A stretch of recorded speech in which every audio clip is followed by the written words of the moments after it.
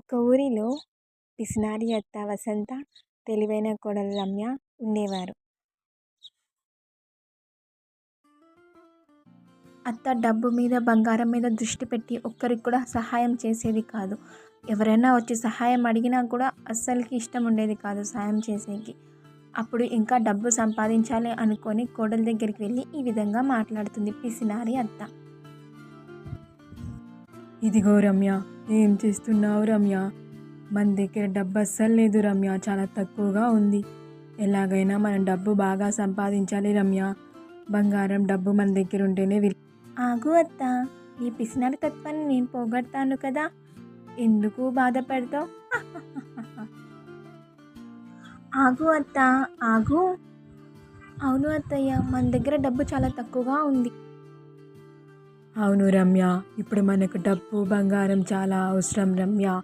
ఎలాగైనా మనం డబ్బు బంగారం చాలా సంపాదించాలి. నువ్వు ఎప్పుడు చెప్తుండేదానివి కదా, నువ్వు చాలా తెలివైన దానివి అని చెప్పి, చాలా తెలివి ఉంది నాకు అని చెప్పి, ఇప్పుడు నేను మసాలా ప్యాకెట్లు అనేవి ఇస్తాను రమ్య.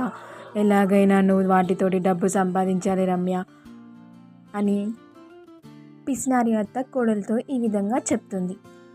అప్పుడు ఆ కోడలు బాగా ఆలోచించి వీటితో నేనేం చేయగలను అని ఆలోచిస్తుంది. నాకు వంట తప్ప ఇంకే పని చేత కాదే, నేను అత్తయ్య దగ్గర ఎలా తెలివైందానని నిరూపించుకోను, ఎలా చేయను, ఏం చేసి నేను డబ్బు సంపాదించను, ఎంత ఆలోచించినా కూడా నాకేం తోచట్లేదు, ఏం చేస్తే బాగుంటుంది, నాకు వచ్చిన వంటతోనే నేను తెలివైందానని నిరూపించుకుంటాను అత్తయ్యతో అని ఆ విధంగా రమ్య వాళ్ళ అత్త ఇచ్చిన మసాలా ప్యాకెట్స్ తీసుకొని బయలుదేరుతుంది. రమ్య వాళ్ళ అత్త ఇచ్చిన మసాలా ప్యాకెట్స్తో తెలివి ఉపయోగించి వంట చేసి డబ్బు బాగా సంపాదిస్తుంది. సంపాదించి తిరిగి వాళ్ళ అత్త దగ్గరికి వెళ్తుంది. అత్తయ్య, ఇప్పుడైనా మీరు నన్ను ఒప్పుకుంటారా తెలివైన దాన్ని అని? మీరు ఇచ్చిన మసాలా ప్యాకెట్స్తో నేను వంట చేసి డబ్బు సంపాదించాను.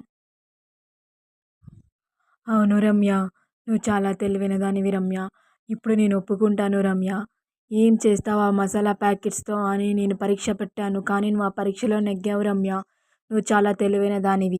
ఇప్పుడన్నా మీరు మీ పిసినారి తత్వాన్ని వదిలేండి అత్తయ్య, అందరికీ సహాయం చెయ్యండి. సరే రమ్య, నువ్వు చెప్పినట్టు నేను అందరికీ సహాయం చేస్తాను. అందరితో కలిసి సంతోషంగా ఉంటాను రమ్య. చూసారా పిల్లలు, మనకి ఎటువంటి పరీక్ష ఎదురైనా కూడా మనము తెలివి ఉపయోగించి ఓర్పుతో ఉండడం వల్ల మనం ఎక్కడైనా విజయం సాధిస్తాం.